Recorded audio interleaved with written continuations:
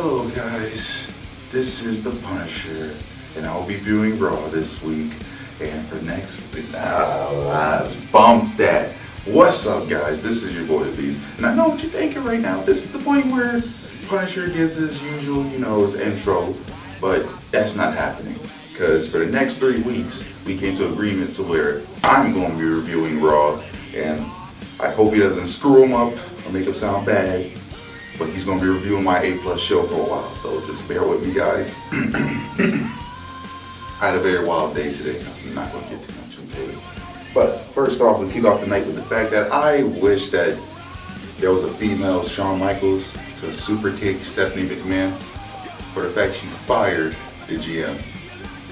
And it's like, why? Mick Foley was always like the greatest commissioner / GM that ever came onto authority figure of Raw. But for the fact you gotta just fire him all because you gotta feel strong, you gotta make your lady balls grow, it's just like, why? It's horrible. But we already know what's really going on, so we hope that Mick Foley's okay, and we hope at some point he somehow can come back. Next up, Samoa Joe took on Sami Zayn. This is a high-level NXT quality match that happened to make it to the main roster, and these two guys are my favorites. I've always liked him on Raw. Samoa Joe's been my favorite in the Indies for a very long time. He was somebody who made me stick to saying, hey, instead of watching just WWE all the time, let me watch the Indies. But it was a great match. Samoa Joe won in Samoa Joe fashion with the Cohina clutch, and his eyes just all rolled back and everything. He was crazy, but it's awesome. Next up, we had Flair against Dana. Now, I'll admit I didn't watch this match too much, but we all know what happened. Dana finally stepped up to Charlotte and said, hey, you're going to stop bullying me. I know you're supposed to teach me, but screw that. I'm not playing that game no more. But Charlotte beat her ass. She tried. Next up, we had the great one, Y2J, Chris Jericho, give out one of his great promos, a great promo over the story of how Kevin Owens was already a Y2J mark before he started wrestling, with the picture in the background of Jericho wrestling, boobies. But it was awesome though. It made the match seem very welcoming too, for the fact that Owens afterwards came out and attacked Jericho, showing him that, hey, stop messing around. If you want to take me seriously, then fine. We're going to get our US title match at WrestleMania, and I think from the Raw side of WrestleMania, that might be their best match. Because I'm not putting no hope into Brock Lesnar against Goldberg. If you watch the first time at WrestleMania, you will understand. Next up, we had the Brian Kendrick take on TJ Perkins. I didn't watch that, okay? I watched on Hulu, forgive me. But from what the result was, who won? Kendrick won. Anyway, next we had Nia Jax take on Bayley to find out if she wins, she gets added to the match, which she did, because like usual, Nia Jax has Bayley's number for the fact that she is a big woman that plays no games. So now we got a fatal four-way match for the women's title overall coming up. Punisher, there you go, feeling good. So we got Sasha Banks, we have Charlotte Flair, we have the Hugger Bayley, and we now have the monster Nia Jax. This is a good move, I'll say. It's a good way to at least let Nia get her first ever step up into the WrestleMania scene, as well as Bayley, since Bayley is coming as champion. But who's going to win? I'm putting my money, so I know it's early to put predictions, but it's between Sasha and Bayley. It's going to happen because they're going to take out Nia. Nia's not going to win, but she's going to put out a great show. Then Triple H decided to lay out his terms after being in an interview in the ring. So he got a little agreement for Seth to see if he's going to take it. So that way we'll see if we're going to get that matchup that we so want. Triple H against Seth Rollins. I am kind of worried about that because it's like, yeah, he missed the last one, but the last thing we want is someone like a great wrestler like Seth Rollins on the show. Again, he just came back, and as slow as Raw keeps to its pace, it actually stays good because of Seth. And what else we got? Cesaro and Sheamus taking on the Raw Tag Team Champions and Enzo and Big Cass in a handicap tag team match. Pretty much Cesaro and Sheamus won to keep their spot, so that way they're going to be in a WrestleMania match for the tag team titles. Austin Aries taking on Tony Nese. Wish I saw it, didn't get to see it. Aries won like he's supposed to.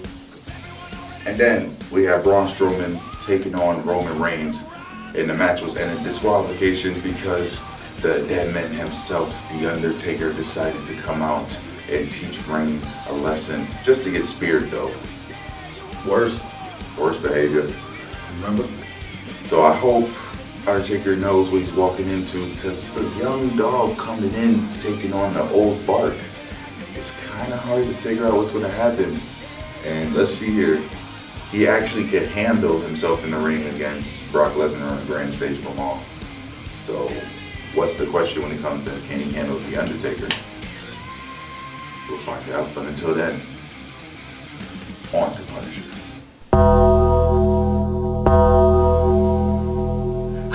Oh, let me guess, you all were expecting The Undertaker. Sorry guys, but just to do a little interesting transition there. So, as the Beast was pointing out, yes, I am more than happy to review Smackdown tonight and for the next couple of weeks due to an agreement with the switching.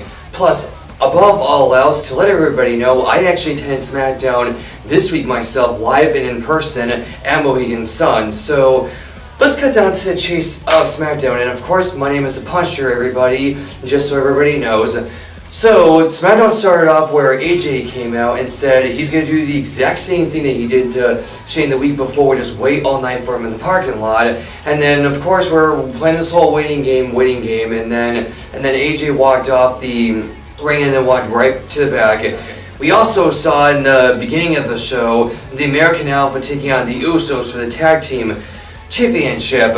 Although it was a great match, I was disappointed that American Alpha lost the damn championship because I didn't really feel like seeing the Usos win the titles. But to be honest with you, Jason Jordan got married coming off the weekend stuff, so I'm assuming that's probably why he lost the championship. And then they announced some more matches, such as John Cena versus Fandango, which that match didn't make sense at first, but then it made sense as Fandango came out with Tyler Breeze, and Tyler Breeze was dressed up as Nikki Bella, and they all called him Breezy Bella, which, to be honest with you, that was funny, and what made it even more interesting was everybody in the entire audience was chanting Breezy Bella, which I thought that was even more funny. And then it led to Nikki Bella coming out here to show off her real self, and then it led to Nikki getting involved in that match with a person who's not involved in that match, and it wound up becoming basically kind of like a tag match indirectly, even though it wasn't a tag match. So of course Cena gets the W in the usual crowd of Connecticut. So, and alongside that we also have Carmella versus Becky Lynch in the matches. Well, and then two are going at it for a little bit until Natalya, who was on commentator, came out and then got involved into the match. However, here's two things I agree with, but I don't agree with at the same time. One, I don't agree with how the way it ended with another stupid DQ finish, but the same token, it made sense because the week before, Carmella super kicked both people in the ring last week, which led to Natalya getting her revenge this week, which led to Mickie James and Alexa Bliss coming out here to take down everybody else. However, they still did not announce how this match is going to play down at WrestleMania because they did not explain the stipulation or the rules of how Alexa Bliss will be defending her championship. So I'm hoping that they finally announce it next week so we can get a better idea of what to expect out of the match. And rumor has it Naomi could be making her return to the match, along with other women's wrestlers as well, such as Tamina Snuka, Summer Rae, and also rumors floating around of Kelly and WWE's Victoria too. So if them two can make an appearance, that would make a pretty good match too. So, and then the other thing that we also saw from the whole night is some parodies between Miz and Maurice, which was hysterical, and I was laughing about how they were mocking John Cena and Nikki Bella with the whole making fun of them two supposedly proposing to each other, only to keep acting like oh, you're never gonna get married, I can't marry you, you're too dumb, and stuff like that, which that really made me laugh big time, and I thought that was a hilarious segment in general. So. And then, last but not least, so we saw Shane McMahon coming out here and saying, AJ, I'm right out here coming out here and confront me face to face.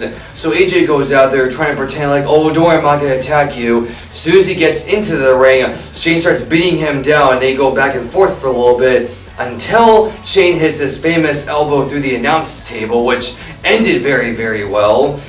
So that's how Smackdown ended this week. Now, to review a little bit of 205, the Cruiserweight show. I know it's not in our norm to review other shows, but to talk about 205 since I was there live. So we had a couple of matches such as TJ Perkins versus Tony Nese, which of course Tony Nese got the W unfortunately. And then later on the night, Austin Aries came out to do a little Q&A session about why he feels he's good for this, good for that with King Neville, talking about how, yeah, I'm on the same level as Neville, but I will beat him at WrestleMania, and this led to Neville coming out here for them to have an exchange. Then Austin Aries mentions that he's going to be on commentary for the match. So this leads to Neville fighting Mustafa Ali in the main event match, which it was a good back and forth match for a while until Neville got the W on Mustafa Ali with his usual finisher move. So, alright everybody, well that's our review for this evening, so stay tuned for next week for our WrestleMania predictions, and also to let people know... WrestleMania! Yeah, have your little fun. To let people know that this coming week on High and Beyond show, I'll be having my buddies give their predictions for WrestleMania, and for the week after, giving their WrestleMania reactions to everything, so... Don't worry, I won't be there. Yeah, right, okay. So I hope you all liked what you saw tonight, and stay tuned for next week. Have a great night. This is the High and Beyond show.